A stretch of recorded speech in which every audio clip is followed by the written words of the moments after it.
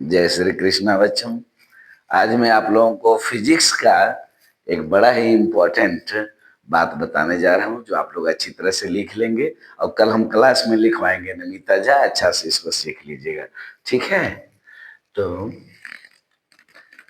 किसी पहले कथन देख लीजिए। अवतल, किसी अवतल दर्पण में वस्तु की दूरी, वस्तु की दूरी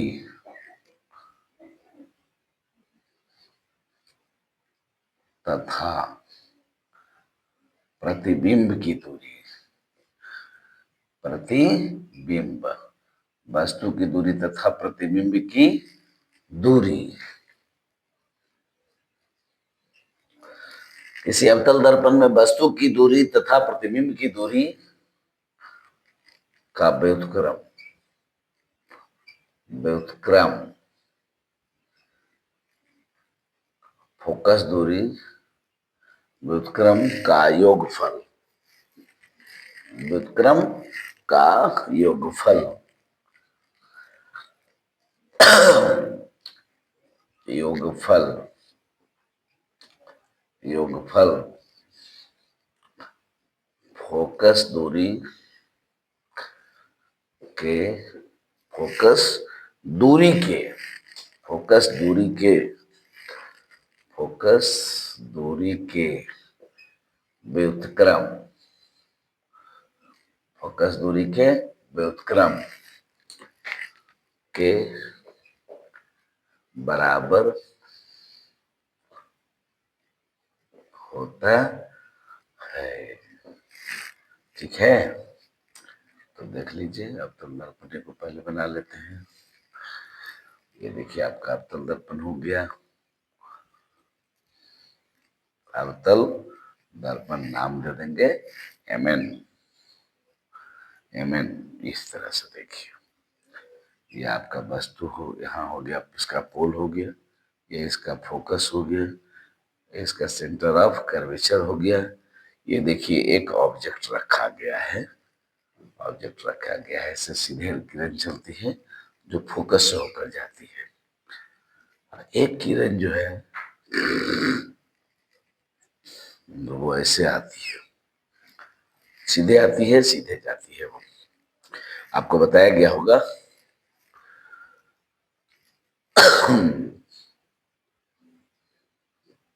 कि जो किरण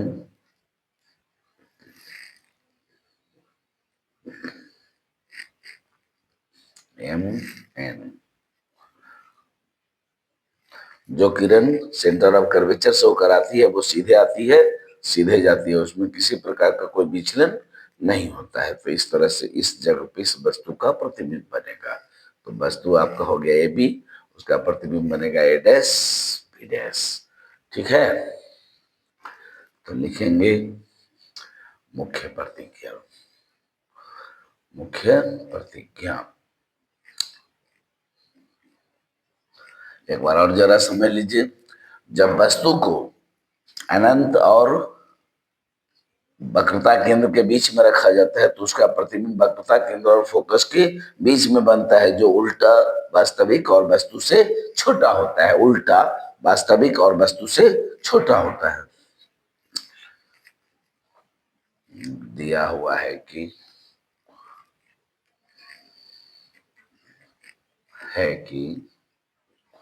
mn एक अवतल दर्पण, mn एक अवतल दर्पण है जिसमें एपी वस्तु की दूरी, वस्तु की दूरी याद रखना बच्चों, इसको यू कहते हैं। एपी वस्तु की दूरी, ए डैश पी प्रतिबिंब की दूरी, प्रतिबिंब की दूरी भी तथा एफ पी फोकस दूरी, एफ पी फोकस दूरी, दूरी एफ है, साबित करना है, साबित करना है 1/v प्लस 1/u बराबर 1/f। रचना, यहां से देखो इस पर एक लंब डाल देते हैं, इसका नाम दे देंगे, चलिए पी तक हो गया था, यहाँ डी दे देंगे, यहाँ ई दे देंगे।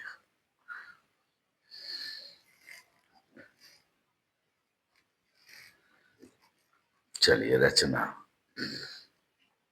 डीई लंब,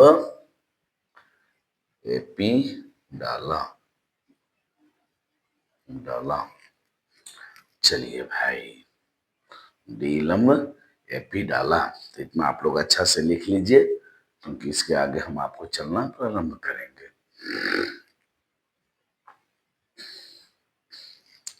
पहले हम लोग चलेंगे प्रमाण, क्या शुरू करेंगे, प्रमाण से, प्रमाण,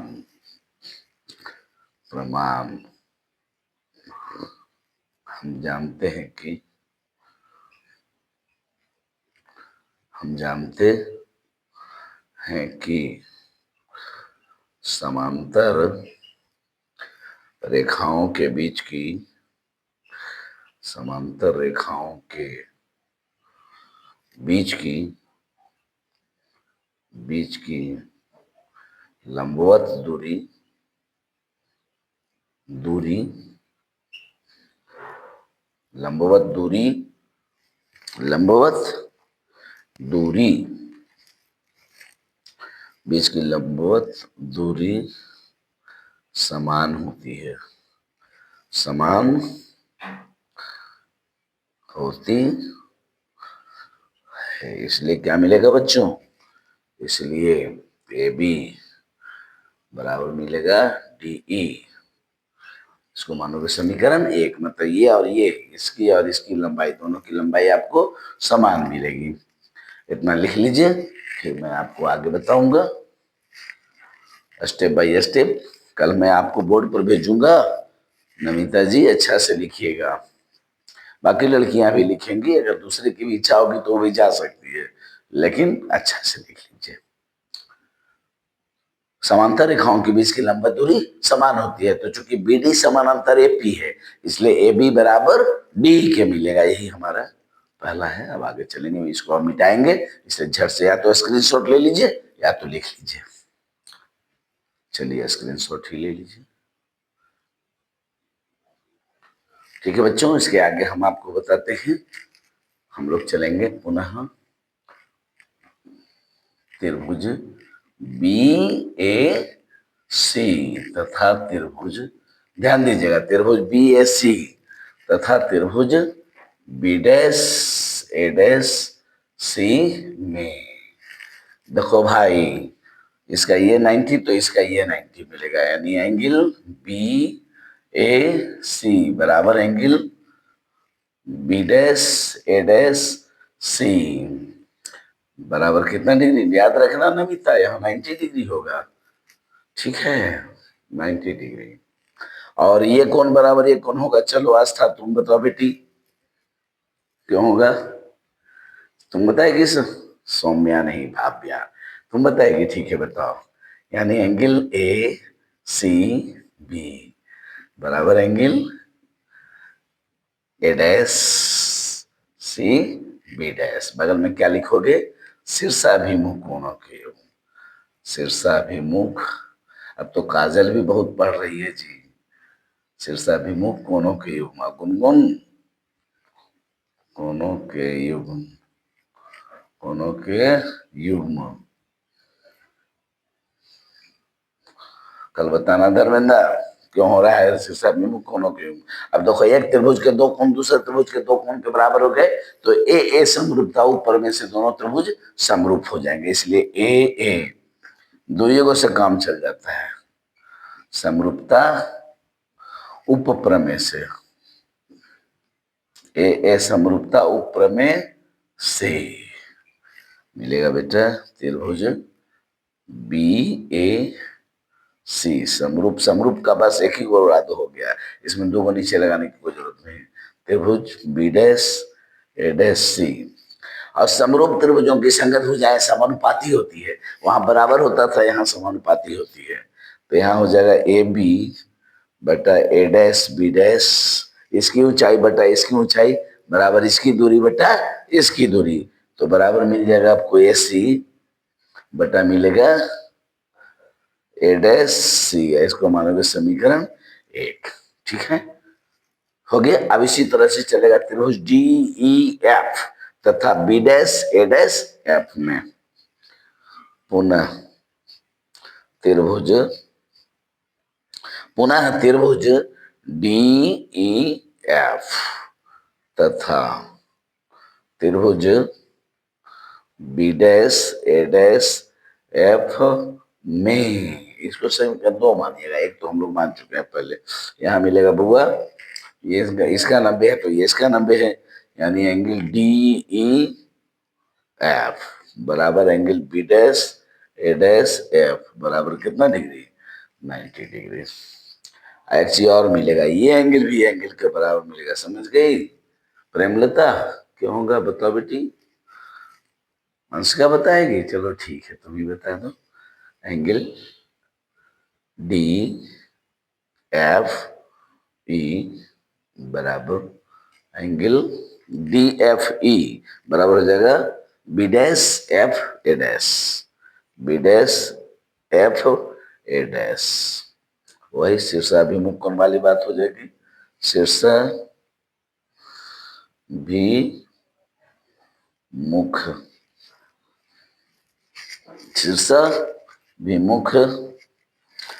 जन्मदिन मना ली भाभ्या? शीर्षा भी हम लोग यहीं से तुमको शुभकामना दे रहे हैं बेटा। शीर्षा भी मुख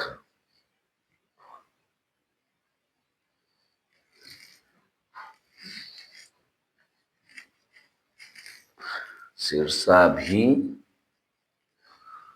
मुख कोण, इसलिए लिख दोगे ए समरूपता उपप्रमेय से, प्रमेय से क्या मिलेगा बच्चों? तो त्रिभुज डी ई एफ समरूप त्रिभुज बी डैश ए डैश एफ, फिर दोनों त्रिभुज ये और ये भी समरूप हो गए, तो इनके भी वही बात होगा, संगत भुजाएं समानुपाती होंगी। तो यहाँ क्या मिलेगा आपको? अब इसके बाद यहाँ लिख रहे हैं बेटा, पहले इतना लिख लीजिएगा तब ये लिखिएगा तब इधर लिखिएगा, ठीक है? ये जो अभी लिखे ना उसके कारण हम यहाँ लिख देते हैं, ऐसे घेर देते हैं लोग, ऐसे कर देते हैं, यहाँ होगा। इसलिए मिलेगा आपको डी ई बटा डी बटा ए डैश बी डैश बराबर मिल जाएगा हमको एफ ई